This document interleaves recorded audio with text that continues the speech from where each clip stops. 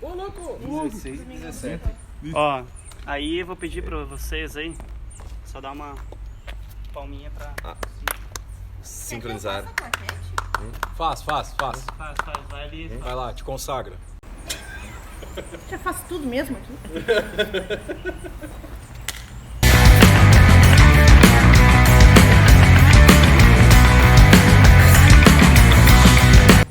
Fala pessoal, Vitor Matheus Sigotti, canal de Brasa, hoje estreando pela primeira vez entrevistas ao vivo com o pessoal maravilhoso da Quarta Sensorial. Está sendo um prazer inenarrável estar aqui com os senhores. Estamos aqui na Pedra Redonda, na Zona Sul, em Porto Alegre. Hoje vai ver o showzaço deles com a Kiai. E, pô, sou fã de longa data de vocês aí. Tá sendo muito massa aqui esse momento. E eu gostaria de saber, primeira pergunta, né? O som de vocês, super experimental, super diferente do que costuma sendo feito aqui em Porto Alegre. E eu gostaria de ver assim, como vocês se conheceram e de que maneira vocês moldaram o som que viria a ser o da Quarto, desde os primeiros EPs até o autonorealismo, até agora. Bom, eu conheci o Carlota em 2001 no colégio. Sentiu intimidade, né? Carlos Ferreira. Carlos Ferreira. E eu lembro até hoje assim que a gente começou a se falar porque eu acho que tinha um caderno meu que a capa era uma colagem do Iron Maiden. E aí, bom, na nossa escola, tipo, sabe, pouquíssima gente ouvia esse tipo de som, né? E aí, desde então, esse gosto em comum, assim, moldou a amizade. Acho que nesse mesmo ano a gente foi no show do Eric Clapton no Olímpico, né? Teve isso. Foi o primeiro show que a gente foi junto. E aí foi essa moldagem de som, assim, desde aquela época, né? Foi logo depois da primeira banda e a gente toca junto desde 2002, sem parar, assim. E aí o Martim foi colega do Carlos no IPA, uns anos depois. 2006 e eu conheci ele um pouco antes de a gente montar a banda em 2007. E aí nessa época a gente já estava a fim de fazer um lance instrumental fusion, assim. Não sei se vocês lembram, mas era pra ter tido um ensaio que a gente ia tocar YYZ e uma música do Gênesis. Que não rolou, que não rolou. Puta, cara, é a primeira, sei lá, daquele disco que o Phil Collins canta, o primeiro disco. Desce na Volcano. E aí ninguém tirou, e aí ninguém tirou as músicas e não teve, porque o ensaio foi cancelado. E aí logo Desculpa depois... interromper, o que eu lembro é que o primeiro ensaio demorou muito pra ser feito, da gente marcar e sempre alguém não poder, demorou muito. Assim. Cara, eu não lembro disso. Mas aí Então não aconteceu. Teve a semana acadêmica, da nossa faculdade, e aí o Martim ia fazer um workshop lá de candombe. E eu lembro que eu li e ainda pensei assim, os caras esqueceram de botar um L, tá ligado? Candomblé, tá ligado? E, tipo, eu não sabia o que era candombe. E aí fui pro cara e disse, o cara da bateria, não sei o que, daí a gente se conheceu na oficina dele. E a memória que eu tenho é que, sei lá, umas 2 semanas depois a gente conseguiu finalmente armar um encontro que foi na véspera do meu aniversário. Em setembro de 2007, e aí a gente já terminou o ensaio e já saiu pra beber umas e tal, né? Então eu não lembro de ter demorado tanto, assim, mas o lance é que pelo menos o Carlos e eu, assim, a gente já tinha recém terminado a primeira banda e já tava a fim de fazer um lance diferente do que rolava, né, nesse outro grupo e mais focado em música instrumental, assim. E aí nisso que encontrou o Martim, que já curtia as mesmas coisas, acho que foi isso. Ah, não, perfeito. Nossa, que gênio. Eu tinha que explicar o que é o candombe, né? Ritmo afro-uruguaio. Eu fiz uma oficina lá que era sobre aplicações na bateria de candombe e tal. E daí, que era na semana acadêmica, né? Daí eu resolvi escrever a oficina lá porque ganhava uns créditos, aquelas horas extracurriculares. Elas fazem falta no final do E curso. daí acabou que foi isso, eu nem lembro que tinha ido na real. Eu fui. Cara, eu lembro Eu não lembro também. Eu fui mal intencionado, porque a gente chamou. Não lembro na real. Não, eu lembro que a gente foi antes de começar a oficina para ajudar a arrumar as cadeiras, foi lá no auditório em cima no colégio americano. E aí tu tocando bateria, a gente meio que botando as cadeiras em volta, assim, pensando e já prestando atenção no jeito que ele tocava. Assim. E aí como eu não conhecia candombe, não conhecia Uruguai, não conhecia nada, Então foi uma enxurrada de informação nova naquele dia pra mim, sabe? De som, assim. Eu lembro até hoje de um lance que tu falou nessa oficina, que era tipo, que Porto Alegre tá mais perto de Montevidéu do que do centro do nosso país, né? E é um lance que até então eu não tinha pensado, assim, pô, que tem uma questão cultural muito forte, e claro que musical, assim, que reflete muito aqui, né? E eu não tinha pensado até o momento da oficina, sabe? Então já começou meio que abrindo na minha cabeça. Assim. Ó, deixa eu pensar então. A única vez. Hoje em dia é diferente. Hoje em dia já Quanto não a moldar mais. o som que tu tinha perguntado ali também, eu acho que... Acho não, tenho certeza que a nossa proposta, acho que como banda, assim, é justamente não moldar muitas coisas. Acho que nesse tempo todo a gente sempre teve uma abertura para modificar coisas que a gente fez previamente, assim, nunca foi algo tão engessado, assim, nada nunca está escrito em pedra, né? Então a gente se permite recriar coisas, ou se a gente vai tocar alguma coisa que a gente fez antes, a gente se permite experimentar, tocar de um jeito diferente. Então eu acho que a forma como a gente moldou as músicas é exatamente não moldando. A gente sempre teve aberto a influências diferentes, a o que cada um está ouvindo, de daqui a pouco influências pessoais de cada um, que daqui a pouco o outro também escuta tanto, assim, mas a gente sempre procura fazer essas misturas e tá de ouvido aberto o que está acontecendo. Assim. Então eu acho que essa é a receita, é não ficar parado, sabe? Tá sempre pesquisando um som diferente. Incrível, incrível. Daí isso, obviamente, fica perceptível no trabalho de vocês, tipo, isso é maravilhoso. Outra pergunta que isso aí, fiquei sabendo que vocês responderam ela há poucas horas atrás, mas que obviamente é de onde surgiu o nome da banda, né? Quarta Sensorial. Ah, nem sei mais. Faz muito tempo já. A história que eu lembro que ele contou Eu tenho uma leitura. eu lembro que ele falou isso pra gente, que a gente chegou um dia pra ensaiar na casa dele e a gente não tinha um nome. E aí ele disse que tinha sonhado com um nome, que era Quarta Sensorial. Que ele tinha sonhado com esse nome, e aí a gente, vai ser isso aí então. Mas eu não sei se isso é verdade, foi o que tu contou pra gente. Eu não lembro direito também. Eu acho que era quarteto. Na sensorial. verdade a gente ia chamar a banda de quarteto sensorial, mesmo tendo 3 integrantes. Né? Meio pra ficar uma piada interna. Mas assim. aí isso confundia muitas pessoas, daí a gente resolveu trocar pra quarto, né? De fato isso se confirmou porque várias vezes em flyer coisa botaram quarteto sensorial. Só que é quarto, tipo uma sala ou quarto elemento, sei lá. Aí fica a cargo de quem quiser interpretar. Ou um quartinho, né, de um... Ou um quartinho, né?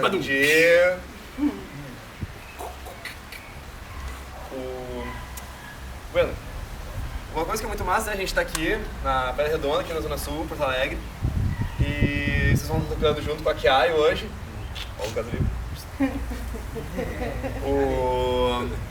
E assim, a gente tá vivendo um momento super interessante dentro da música no Rio Grande do Sul, com várias bandas incríveis e maravilhosas surgindo, vários projetos, muita coisa muito bacana. E daí, gostaria de saber quais seriam projetos que vocês botam fé e sentem que reflete bem esse momento meio que único na história da música no Rio Grande do Sul aqui. Cara, pode fazer jabá pros amigos.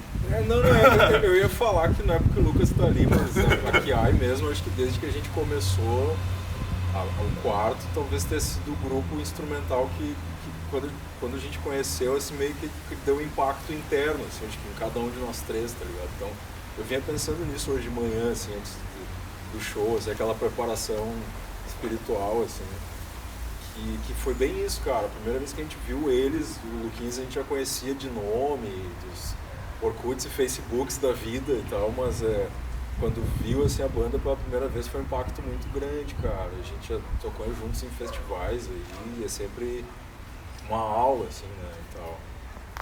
Mas, cara, na cena, assim, eu acho que tem o trabalho do Poti, que é muito foda, né, ali...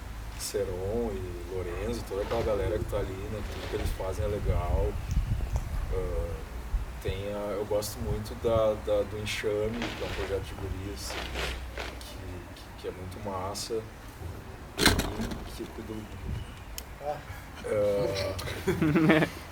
Deixa eu ver, cara, putz. As tubas! Tem as tubas, mas eu gosto mais do Enxame. E eu já vi as duas. Não tem problema. Eu gosto das tubas, tem muita. A cena feminina tá bem legal, as aventuras e tal, né? Mas Tinha uma banda, a Fratura Exposta também, que não tá mais em atividade, ou tá no hiato, que também já tocou com a gente, que também foi um soco, sabe, instrumental, assim. Eu acho que foi bem legal o tempo que a gente teve ali, mais próximo do Dani e do Theo. Salvo engano, o primeiro show que eu vi de vocês foi junto com a Fratura. Tá vendo? E, pô, quem mais, cara? Tem muita gente, Tem né? bastante gente daqui Tem que eu muita curto, gente, cara. Tem bastante gente. Dos instrumentais, assim, tem as aventuras que eu acho muito legal. E tô feliz que elas estejam gravando um disco novo e de composições delas, que elas estejam compondo, isso é muito bacana. Sim. Tô super afim de ouvir e ver como é que tá ficando. Tem a Paola Kirst, que eu gosto muito do trabalho dela. Gosto muito, assim, eu acho. Tem várias cantoras incríveis, compositoras incríveis surgindo, assim. Tem a Gabriela Leri, que eu gosto muito também. Não é porque eu produzi o disco dela, mas eu acho ela sensacional. Acho ela sensacional. Tem a Paola, tem muita gente boa, cara. Tem muita gente boa. Tem a Jingle Bells, que é muito bacana, que eu gosto bastante. Sim. Tem muita gente boa mesmo. Tem a Rita Zart também, que é uma guria que tá participando do Projeto Concha, que eu conheci as músicas dela agora. Eu acho que ela vai lançar um material agora em novembro, que eu acho que vai ser bem massa, bem diferente da onda da Gabi, mas um pouco mais loucão, assim, né? E, pô, não sei, cara, tem muita... Tem o Ian Ramil, que eu gosto bastante. Mas é que Tem entra o na Potinho, galera... a galera do Armazém Sonora. Do Armazém ali, que, enfim, tudo que os caras fazem é massa, né, velho? Que nem a Pedra, pô, Dona Conceição, que gravou aqui, né? Tu tem alguém, meu, do jazz aí, né? Não sei. Mas é o Lucas mesmo. Minha maior influência atualmente. Mestrinho. Ronaldo Pereira Quarteto aí. Também. Eu não vou dizer que eu sou influenciado por mim mesmo. Não, pode ser, cara. Não, pra mim, atualmente, sem puxação de saco mesmo. O cara que mais me inspira de ver tocar é o Lucas. Não tem outro. Um disclaimer no caso, o Martinho baterista, Lucas baterista, eu toco bateria, então Batera. realmente é inacreditável o trabalho de vocês e muito massa ver que tu rola essa dupla influência, assim. Por esses tempos eu vi um disco inteiro do Dharma Lovers também, que eu não tinha Nossa, ouvido, que é um banda- cara muito brother nosso, assim, já Pô, foi em vários shows. Pô, a Dharma Lovers banda é... Marmota, né, cara? Marmota eu curto o trabalho deles pra Yes. caramba também. Elegante. E são nossos amigos também, enfim. É que parece que vira aquele negócio meio de panelinha de puxação de saco, assim, sabe? Daí por isso que... Mas eu acho o trabalho dos caras muito massa, né? Senão E eu acho não...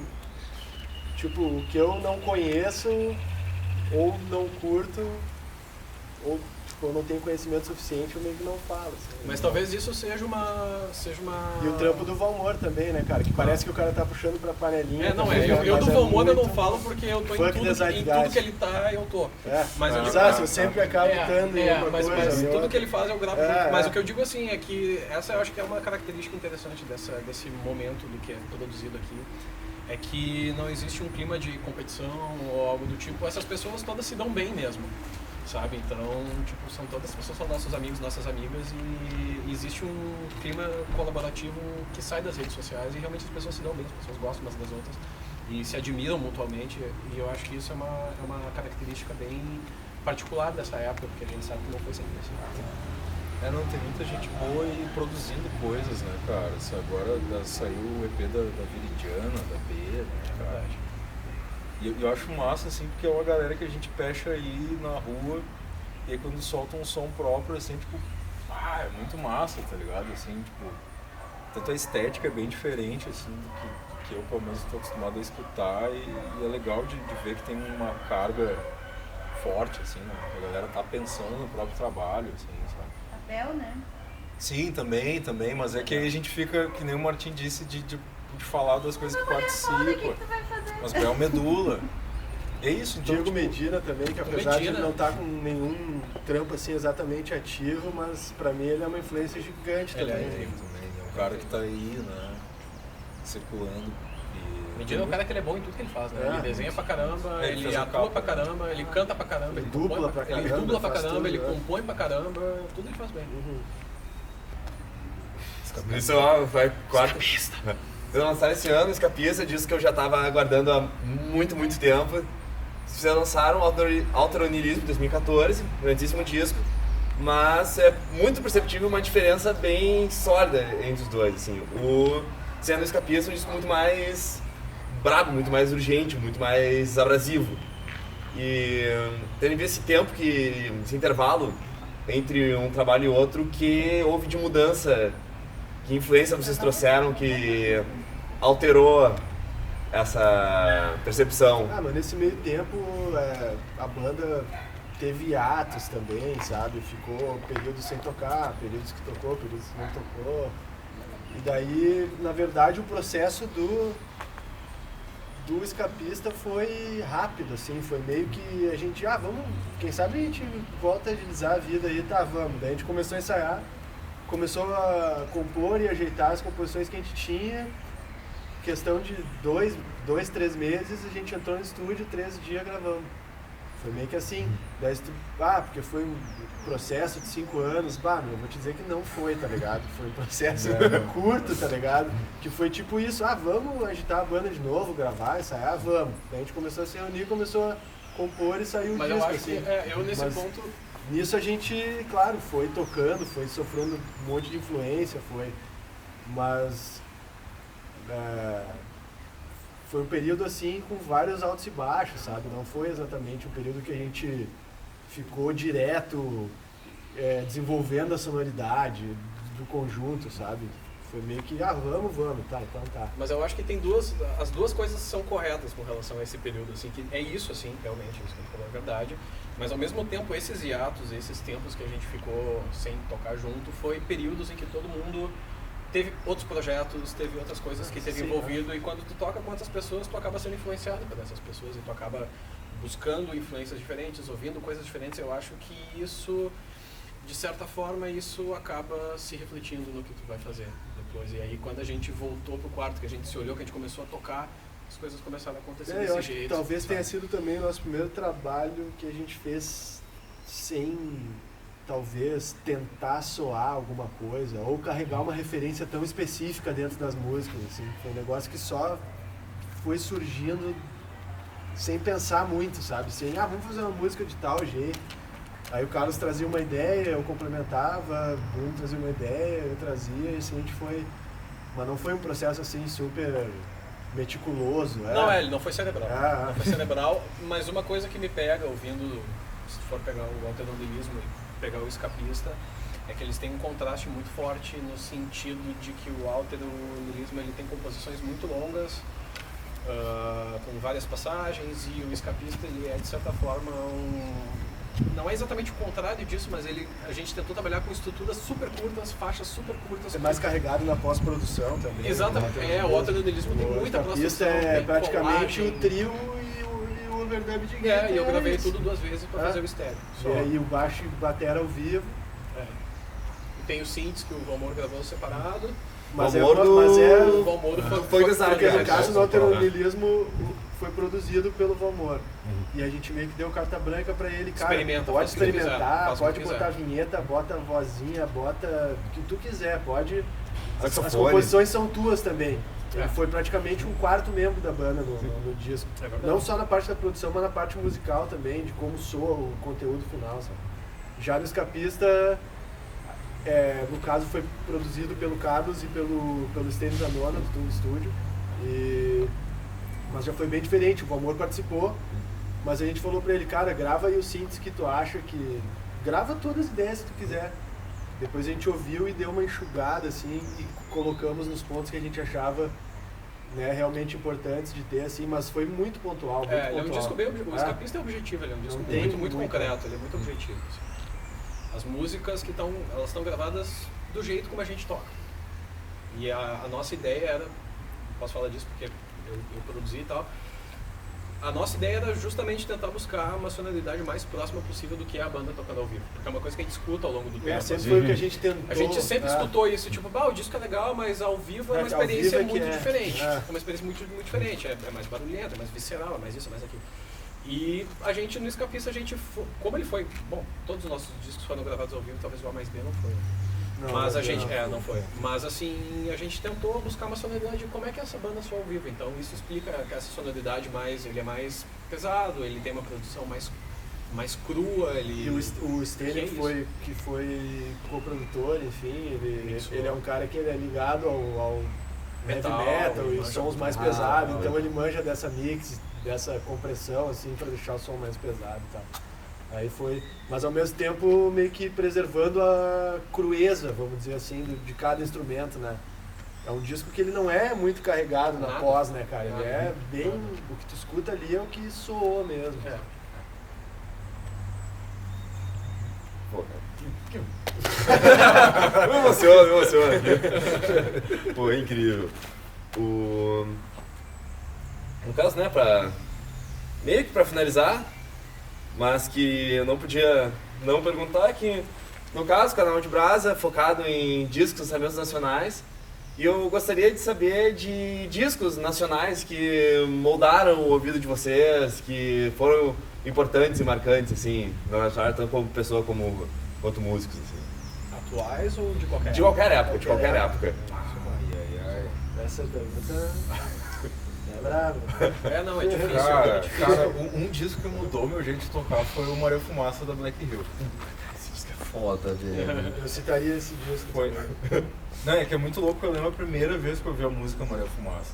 Assim, e especificamente da linha de baixo dessa música, era tipo, não sabia que dava pra tocar desse jeito. O cara tá aqui, ele tá aqui, ele tá aqui, ele tá aqui. E eu sempre achei que quando tu começava a tocar aqui, tu tinha que ficar aqui, sabe? Era meio que uma, não sei, assim, uma regrinha que eu botei na minha cabeça quando comecei a tocar. Assim. Olha lá. Mas, cara, toda a discografia do Milton, né, dos anos 70 ali, especialmente, entre os clubes, né, um pouco antes talvez do Clube 1, até um pouco depois do Clube 2, eu acho que ele tem uma Minas, o Gerais ali, E Cheiro de Vida também cumpriu assim, uma influência muito forte no início da banda, assim, principalmente. Foi um negócio que a gente se identificava muito, assim, pelo fato de ser um trio, de ser de Porto Alegre, de ser instrumental, mesma instrumentação. Até alguns sons nossos soavam bem parecido com Cheiro de Vida, assim, né? Ou quase, né? Parecido, porque Cheiro de Vida é foda pra caramba. Mas, é uma banda daqui de Porto Alegre que tem bastante gente que não conhece, sabe? E quem mais, cara? Puta, eu tenho o Arrigo. Eu diria, Clara, eu diria o Arrigo Barnabé, o Clara Crocodilo, foi um disco que mudou minha vida. Tim Maia 76, Tim Maia, Racional Volume 1, Racional Volume 2. O Toninho Horto também. Toninho Horto, o Terra dos Terra dos Pássaros é um belo disco. Mas assim, diria que da minha parte, assim, acho que o Arrigo Barnabé, Milton, Clube da Esquina, Som Imaginário, eu curto muito também, acho muito bom. Vitor Ramil tem umas coisas. Vitor Ramil. Eu gosto muito do Longes do Vitor Ramil. Foi um disco que eu vi várias vezes. Aí, sei lá, falar aquelas coisas que é chovendo molhado, assim, né? Tipo, Egberto, Hermeto, né? Que não precisa nem citar, porque os caras são contribuições para música universal, né? Eles extrapolam. Não é local, né? Sim. E, cara, tem um disco um pouco mais recente, para também não ficar só nos cânones, assim, que é o Amigo do Tempo, do Mombojó, que é um disco de 2010, que eu ouvi esses dias até de novo, assim, que pra mim é uma aula de arranjo, de linguagem, é um disco que me fez prestar mais atenção em letras, que é uma coisa que eu sempre tive dificuldade, né? Especialmente quando a gente montou o quarto, que era tudo instrumento, então a letra era um lance que eu ia prestar atenção, sei lá na 10ª ouvida. Assim. Um dos discos recentes, eu diria, sobretudo, o Mulher do Fim do Mundo, da Elza, e o Cavala, da Maria Beraldo. Também. São, pra mim, os discos, assim, que...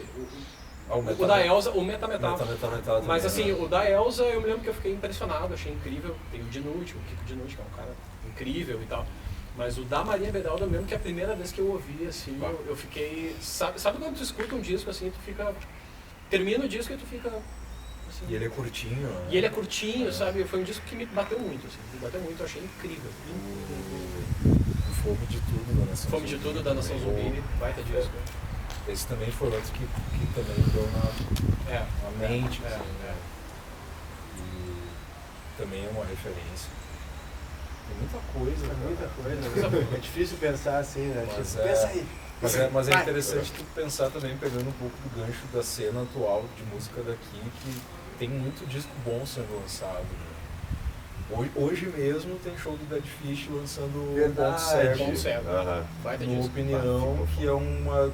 Que assim, eu queria conseguir escrever letra daquele jeito, por exemplo. Tu ser direto ao ponto, sem ser agressivo, E escutem. sendo poético ao mesmo tempo, né? Sem também dar espaço para segundas interpretações, é muito. E tem o Crisium, né? Tem O Crisium, cada disco Nossa. lança melhor. Tem Sepultura, Sepultura. Sepultura, quer trocar de cadeira? Quadradeia. Tem Sepultura, tem. Ixi. Ah não, metalzinho é foda, né? O processo de composição do Escapista, um pouco antes eu tava muito focado em descobrir os discos de metal anos 80, assim, do tempo das Nossa. baterias de lata, sabe? E aí, puta, aqueles primeiros de Sepultura, o Viper, que não era nada tosco, né? Pra Não, época era era muito super- acima. Super tecnicamente. Sarcófago é foda. Bah! Cara, Pô, tem o sarcófago Jatan é aqui, tem, né? Pô, Astaroth e tal. É, mas os primeiros do Crisium. Eu Sarcófago. curto muito Crisium, mas os Vocês primeiros são eu tenho familiarizados com o Black Horse sarcófago? Domain. Você é familiarizado com o sarcófago? Cara, eu ouvi uma É, época não tanto. sarcófago. É muito foda o sarcófago. Umas esquizofrenia de Sepultura, que é 87, assim. Que Sarcófago Não, não, é muito não, foda. eu- E olha que eu não eu sou curto- tanto de eu curto- podreira. O É. Carlos e o Bruno são mais de podreira que eu. Ah, eu pô, gosto. sarcófago. Tem black metal pra caramba. Tem sarcófago. Black metal bandas pra caramba. atuais, né? Desalmado, Surra. Pô, Surra vai tocar com Surra é muito bom. Porra, né? Bah, sim, Surra. Bem aí, né? Então é uma galera que tá sempre no Tem radar. a Death Kids também, que é Pô, bom bah, demais. Death Kids, Caraca, caraca, demais. Teste, Teste. Muita Já banda teve aqui. muita banda boa, cara. Muita banda boa. Muita coisa boa. Que é fuder. Bom, acho que é isso. Bruno, Martim, Carlos, Carlos prazerzaço aí. Tamo junto, obrigado por terem aqui. Vai ter um bom show pra vocês aqui logo no mais. Prazerzaço.